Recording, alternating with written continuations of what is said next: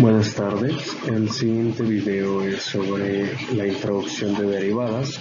Soy estudiante de la Universidad de Tamaulipas en el programa de energías renovables en su modalidad virtual en la unidad académica multidisciplinaria de Reynosa, Roble. Estamos estudiando la materia de cálculo diferencial y nuestra unidad 3 es introducción a las derivadas. ¿Estás listo para un reto? Se sabe que Isaac Newton, matemático y físico inglés, fue el primero en establecer muchos de los principios básicos del cálculo en manuscritos, no publicados sobre el método de fluxiones, fechado en el año de 1665. La palabra fluxión se originó por el concepto de cantidades que fluyen, es decir, cantidades que cambian a cierta razón.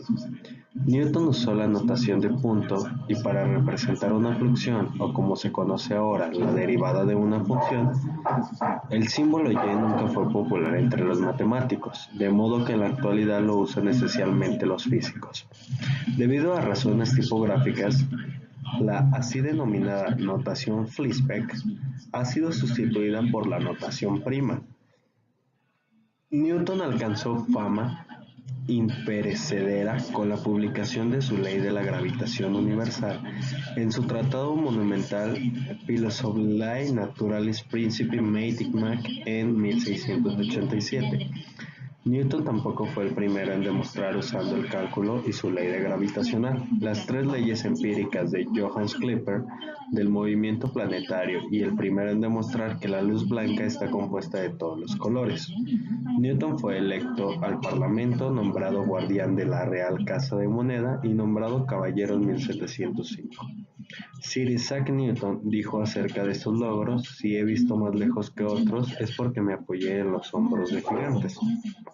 En cambio, otro matemático, abogado y filósofo alemán, Gottfried Wilhelm Leibniz, publicó una versión corta de su cálculo en un artículo de un periódico alemán en 1684. La notación de y de x para la derivada de una función se debe a Leibniz. De hecho, fue Leibniz quien introdujo la palabra función en la literatura matemática, pero puesto que es bien sabido que los manuscritos de Newton sobre el método de fluxiones datan de 1665, Leibniz fue acusado de apropiarse de las ideas de Newton a partir de esta obra no publicada. Alimentado por orgullo nacionalista durante muchos años, hubo una controversia sobre quién de los dos inventó el cálculo. Hoy los historiadores coinciden en que ambos llegaron a muchas de las premisas más importantes del cálculo de manera independiente. Leibniz y Newton se consideran coinventores del tema. Bueno, la recta tangente a una gráfica de una función y es igual a la función de x. Es la recta que pasa por el punto A de la función de A con pendiente dada por la siguiente ecuación: el límite inicial de la función de A más h menos la función de A sobre h, siempre que el límite exista. Para muchas funciones suele ser posible obtener una fórmula general que proporcione el valor de la pendiente de la recta tangente. Esto se lleva a cabo al calcular la siguiente ecuación, debido a que luego sustituimos sus valores de x al encontrar el límite. En la imagen de la diapositiva podemos ver claramente cuál es la función de x establecida en una ecuación siempre y cuando el límite exista.